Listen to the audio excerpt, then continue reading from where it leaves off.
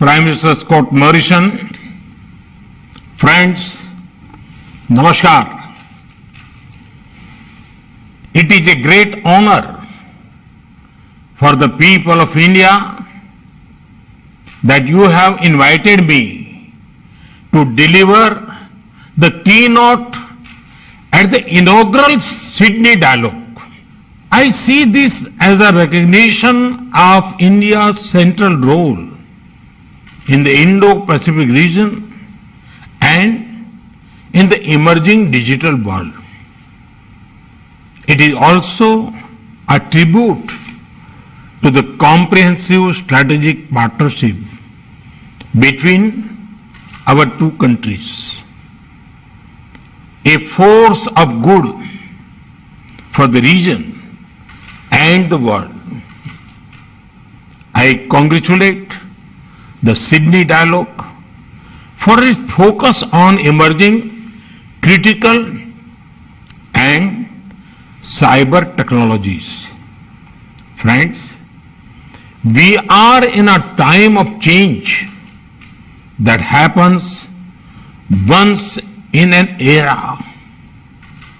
The digital age is changing everything around us. It has redefined politics, economy, and society. It is raising new questions on sovereignty, governance, ethics, law, rights, and security. It is reshaping international competition, power, and leadership. It has ushered in a new era of opportunities for progress and prosperity. But we also face new risks and new forms of conflicts across diverse threats from seabed to cyber to space. Technology has already become a major instrument of global competition and key to shaping the future international order. Technology and data are becoming new weapons. The biggest strength of democracy is openness.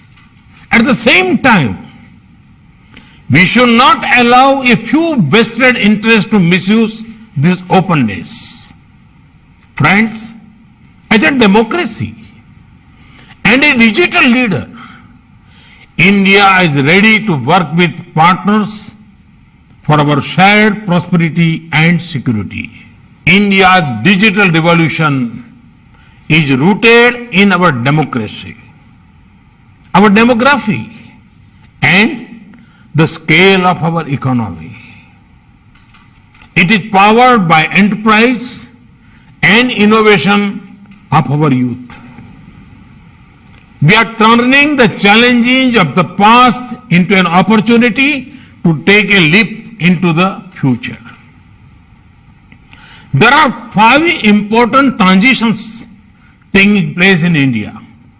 1, we are building the world's most extensive public information infrastructure. Over 1.3 billion Indians have a unique digital identity. We are on our way to connect 600,000 villages with broadband. We have built the world's most efficient payment infrastructure, the UPI. Over 800 million Indians use internet. 750 million are on smartphones. We are one of the largest consumer of data per capita and have one of the cheapest data in the world. 2, we are transforming the lives of the people by using digital technology for governance. inclusion, empowerment, connectivity, delivery of benefits and welfare. Everyone has heard of India's financial inclusion, banking, and digital payment revolution. Recently, we have used technology to deliver over 1.1 billion doses of vaccines across India's vast geography using Arogya Setu and CoWIN platforms. We are also building a national digital health mission for affordable and universal health care for our billion plus people. Our One Nation, One Card will deliver benefits to the hundreds of millions of workers anywhere in the country. 3. India has the world's third largest and fastest growing startup ecosystem. New unicorns are coming up every few weeks. They are providing solutions to everything from health and education to national security. 4. India's industry and services sectors, even agriculture, are undergoing massive digital transformation. We are also using digital technology for clean energy transition, conversion of resources, and protection of biodiversity. 5. There is a large effort to prepare India for the future. We are investing in developing indigenous capabilities in telecom technology such as 5G and 6G. India is one of the leading nations in artificial intelligence and machine learning, especially in human-centered and ethical use of artificial intelligence. We are developing strong capabilities in cloud platforms and cloud computing. This is key to resilience and digital sovereignty. We are building world-class capabilities in quantum computing. India's space program is a vital part of our economy and security. It is now open to innovation and investment for the private sector. India is already a major center for providing cybersecurity solutions and services to corporates around the world. We have set up a task force with our industry to make India a global hub for cybersecurity. We have the benefit of our skills and global trust. And now we are focusing on hardware. We are preparing a package of incentives to become a key manufacturer of semiconductors. Our production link incentive schemes in electronics and telecom are already attracting local and global players to set up base in India. Friends, the greatest product of technology today is data. In India, we have created a robust framework of data protection, privacy, and security. And at the same time, we use data as a source of empowerment of people. India has unmatched experience in doing this in a democratic framework with strong guarantees of individual rights. Friends, how a nation uses technology is linked to its values and vision. India's democratic traditions are old. Its modern institutions are strong. And we have always believed in the world as one family. India's IT talent helped to create the global digital economy.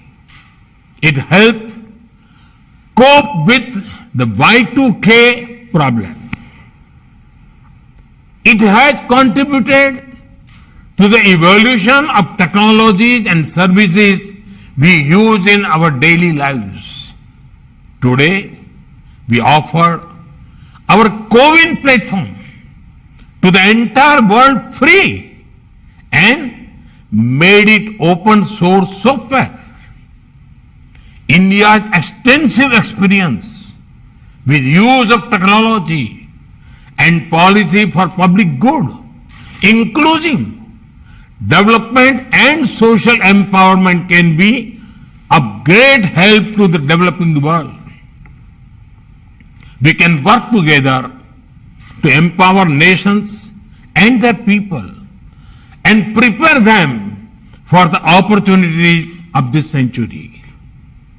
That is also important for building a future of this world that reflects our democratic ideals and values. That is as important as our own national security and prosperity. Friends, it is therefore essential for democracies to work together, to invest together in research and development in future technology, to develop trusted manufacturing base and trusted supply chains, to deepen intelligence and operational cooperation on cyber security, protect critical information infrastructure, to prevent manipulation of public opinions, to develop technical and governance standards and norms consisting with our democratic values, and to create standards and norms for data governance and for cross-border flow that protect and secure data.